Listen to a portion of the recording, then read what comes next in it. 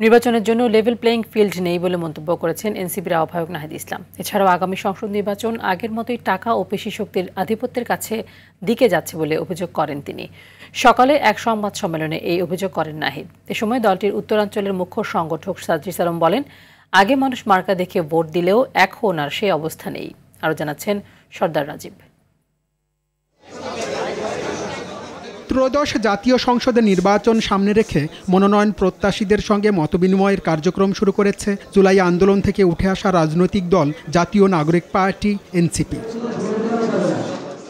রোববার সকালে রাজধানীর শাহবাগে শহীদ আবু সাইদ কনভেনশন হলে 2 দিনব্যাপী এই কার্যক্রম শুরু হয়। এর আগে সংবাদ সম্মেলনে এনসিপির আহ্বায়ক নাহিদ ইসলাম বলেন, একটি সাজানো ও সমঝোতার নির্বাচন করার প্রচেষ্টা চলছে।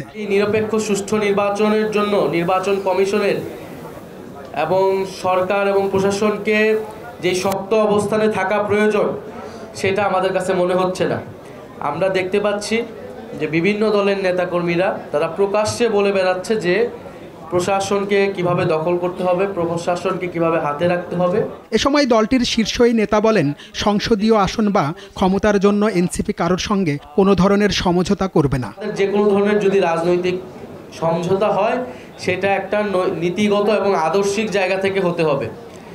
কোনো ধরনের ক্ষমতার জন্য, আসনের জন্য আমরা কারোর সাথে কোনো ধরনের সমঝোতা করব না। আমরা যদি একটি আসনও না পাই, জাতীয় নাগরিক পার্টি তার যেই আদর্শ, তার যে নীতি, তার যে লক্ষ্যে, সেই লক্ষ্যে অটুট থাকবে।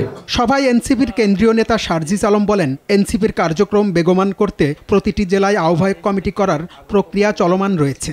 প্রত্যেকটি জেলায় আমরা আমাদের আহ্বায়ক কমিটি করার কার্যক্রম চালিয়ে যাচ্ছি। ডিসেম্বরের মধ্যে বাংলাদেশের প্রত্যেকটি ওয়ার্ড পর্যন্ত এনসিপির আহ্বায়ক কমিটি হবে। 300 আসনের বিপরীতে এখন পর্যন্ত 1484টি মনোনয়ন ফরম জমা দিয়েছে মনোনয়ন প্রত্যাশীরা।